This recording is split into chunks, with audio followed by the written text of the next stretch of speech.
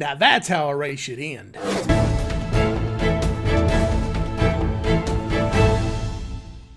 Hello everyone, welcome back to the channel. I'm the Professor Larry Mars, and wow, what a race, what a finish at Gateway today for the NASCAR Cup Series.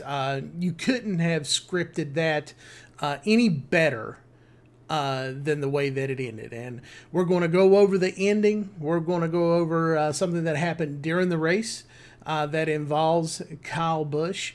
And we're going to talk about Kyle Larson and the waiver, and why NASCAR hasn't granted that yet. So anyhow, the end of the race today at Gateway. Wow, incredible. It kind of reminded me of some of those fuel mileage contests they used to have at Michigan back in the day, back in the late 90s, early 2000s. Anyhow, Ryan Blaney was leading the race. Him and Christopher Bell had a battle all day long to see who was the best car. Christopher Bell looked like he was the class of the field. He looked like he was going to kind of run away with this. And toward the end of the race, him and Blaney started racing, and Blaney was holding him off. Blaney was taking the top lane. Christopher Bell was taking the bottom lane, and it looked like Christopher Bell could just about pass him coming off the bottom, but Blaney would carry so much momentum off the top that he was able to get around him on the front stretch. And it continued like that for a while. Even had a couple of lap cars get in front of him, and it looked like that, Blaney had to take the bottom, and that kind of threw him off his game. Christopher Bell wasn't really able to capitalize off of that move because you had a lap car there. But it was a great battle until Christopher Bell started blowing up. He started losing the engine. He started losing the transmission. Something like that. I wasn't really for sure what was going on. He came on the radio and said, "I'm blowing up. I'm blowing up." And he ended up finishing around seventh or eighth. He was still able to keep it in the top 10, but it wasn't the day that he was expecting. So Ryan Blaney was the leader at that point, and it looked like he was going to win. Austin Cindric, he was coming back on Blaney.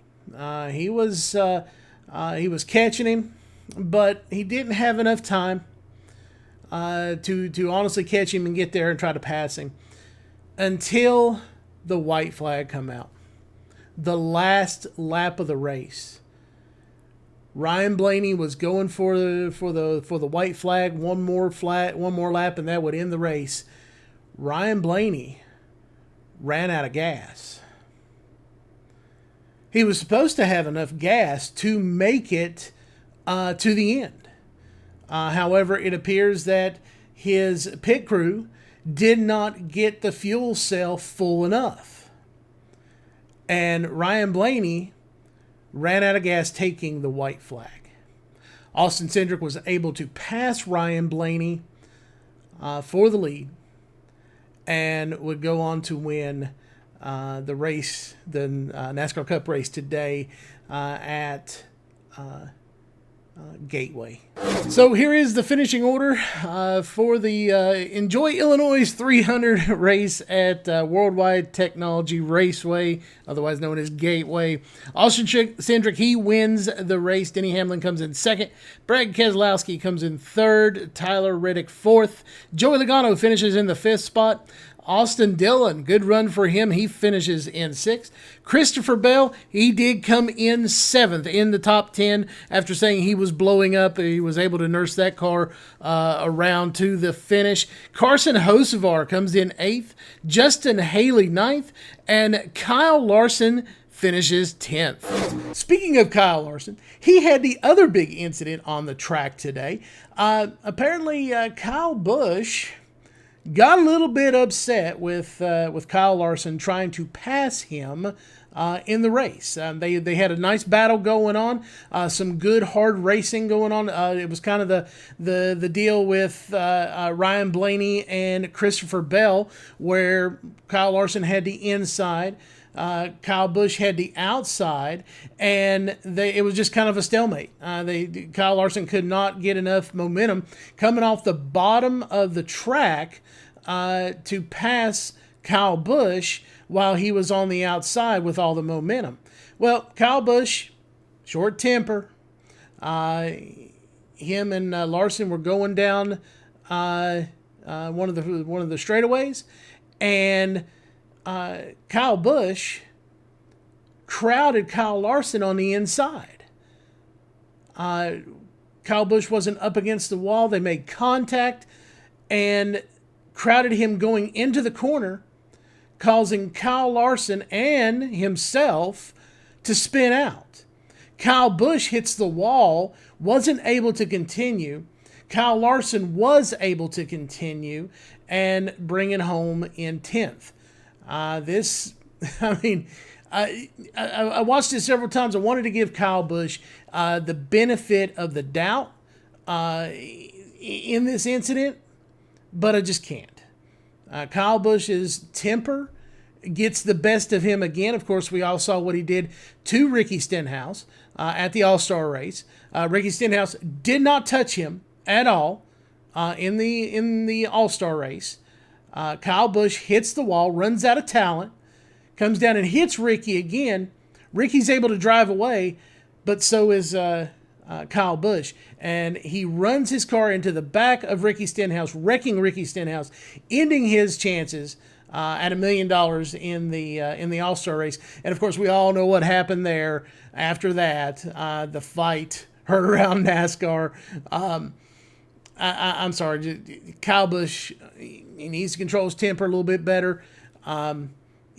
He's lucky it was someone like Kyle Larson, who is kind of centered, doesn't get angry very easily. He's also a little bit shorter in stature. This is Kyle Busch's MO, right? I mean, he gets mad, he feels disrespected. He should have felt all kinds of respect. I mean, he's got one of the best race car drivers in the world right now, racing him hard, and he's holding him off. I get that he wants to be up front. I get he wants to race for the win. I totally get that. But he needs to calm down and settle in to this season, try to get a win before the season ends. In more Kyle Larson news, it appears that Hendrick Motorsports, through various reports, I'm getting my report from Jayski, has entered a waiver request for Kyle Larson. So the waiver request is in, and there's no word on when NASCAR is going to grant that request. Now, many fans have wondered when this is going to happen, and we don't know. There's a process for this, for granting the waiver. I think NASCAR would be stupid if they didn't grant the waiver. I mean, I understand, and I was kind of on this boat when everything first happened, that he decided to race Indy instead of the Coke 600. He prioritized IndyCar instead of NASCAR. I get that. But the ratings, the media exposure, everything he did for the sport that day, he intended to run both races. He showed up at the track even though he did not start the race and would not get the points or credit for the win if they had one, but he did show up at the racetrack ready to race, was putting on his helmet when they threw the red flag for the rain. I think NASCAR will eventually grant this waiver. I think we all need to settle down and wait on NASCAR's decision. And we will debate that decision whenever it's made. So if you like this video, give it a like. If you like what I'm doing overall, subscribe to the channel, hit that notification bell so you don't miss anything, and we will see you in the next video.